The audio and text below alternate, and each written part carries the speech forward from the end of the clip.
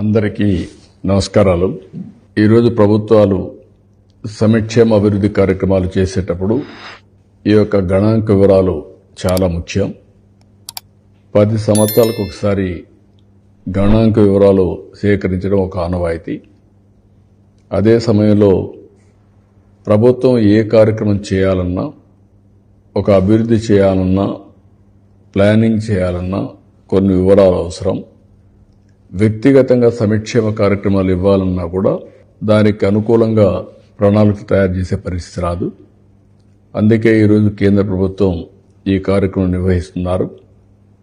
ఇప్పుడు మొదటి దశలో మీరంతా కూడా ఈ రోజు నుంచి 16వ తారీఖున ప్రారంభమవుతుంది. 30వ తారీఖు వరకు మీరు సెల్ఫ్ ఎన్యూమరేషన్ చేసుకుంటున్నారు. మీరు సెల్ఫ్ ఎన్యూమరేషన్ చేసుకున్న తర్వాత మీ యొక్క అసెస్మెంట్ తీసుకొని అధికారులు ఎదురుకు వస్తారు. అందులో వచ్చే సెల్ఫ్ ఎన్యూమరేషన్లో వచ్చే ఐడెంటిటీ నెంబర్ మీరు చూపిస్తే అక్కడి నుంచి మీతో కూర్చొని మొత్తం వివరాలన్నీ కూడా సేకరించుకుంటారు. ఈ వివరాలు సేకరించిన తర్వాత ఫర్దర్గా డీటెయిల్స్ అన్ని రాబోయే సంవత్సరం కలెక్ట్ చేస్తారు. అంటే పూర్తి వివరాలు సేకరించి అటు కేంద్ర ప్రభుత్వ ప్రణాళికలు తయారు చేయడానికి కానీ, రాష్ట్ర ప్రభుత్వ ప్రణాళికలు తయారు చేసుకోవడానికి కానీ, అదే సందర్భంలో మీ యొక్క వివరాలు తెలిసిన తర్వాత ఎవరెవరికి ఇళ్ళు లేవు, లేకపోతే ఎవరెవరికి ఎలాంటి వసతులు లేవు, ఇవన్నీ కూడా వివరాలు ఉంటాయి.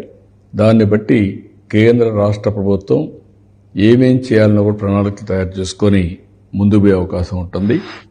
ఏ కుటుంబ వ్యక్తిగత వికాసానికి కానీ, లేకుంటే సమాజ వికాసానికి కానీ ఈ సెన్సస్ చాలా ఉపయోగపడతాయి.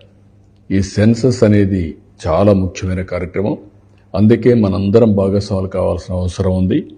మన వ్యక్తిగత అభివృద్ధి, మన కుటుంబ అభివృద్ధి, మన గ్రామ సమాజ అభివృద్ధికి ఇది దోహదం చేస్తుంది. కాబట్టి మిమ్మల్ని అందరినీ ఒకటే విజ్ఞప్తి చేస్తున్నా, ఈ కార్యక్రమంలో ప్రతి ఒక్కరం భాగస్వాములు కావాల్సిన అవసరం ఉంది. అదే సమయంలో మీరిచ్చే వివరాలు కూడా వాస్తవంగా ఇవ్వాల్సిన అవసరం ఉంది. ఎప్పుడైతే వాస్తవ వివరాలు ఇస్తే అవన్నీ ఎక్కడ బయట చెప్పే పరిస్థితి రాదు. తద్వారా మీ వివరాలు గోప్యంగా ఉంటాయి. రెండోది, ప్రణాళిక చేసుకున్నప్పుడు చాలా పకడ్బందీగా చేసుకుని మీకు మెరుగైనటువంటి జీవన ప్రమాణాలు ఇవ్వడానికి మీరిచ్చే వివరాలు ఉపయోగపడతాయని చెప్పి మరొక్కసారి తెలియజేసుకుంటూ అందరూ సహకరించవలసిందిగా మరొక్కసారి కోరుకుంటూ అందరికీ నమస్కారం.